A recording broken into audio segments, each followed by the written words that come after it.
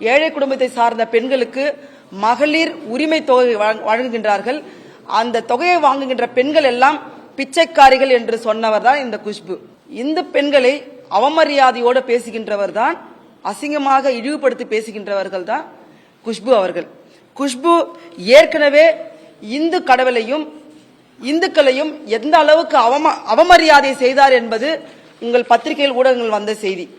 இந்து கடவுள் சிலையின் பக்கத்தில் செருப்பை அணிந்து கொண்டு கால் மேல் காலை போட்டுக்கொண்டு அந்த கால் அந்த சிலையின் மீது படுவது போன்று உட்கார்ந்து அமர்ந்து ஒட்டுமொத்த இந்துக்களின் உணர்வுகளை அவமானப்படுத்தியவர் தான் குஷ்பு. இதற்கு மன்னிப்பு கூட கேட்காமல் அப்போது மிகப்பெரிய அவமானத்தை ஏற்படுத்திய குஷ்பு இன்றைக்கு இந்துக்களை தவறாக பேசினார் ராகுல் காந்தி என்ற ஒரு பொய்யான செய்தியை பரப்பி அந்த கும்பல் RSS கும்பல் அவர்களோடு இணைந்து கொண்டு மிக மோசமான தவறான செய்திகளை பரப்பிக் கொண்டு வருகிறார்.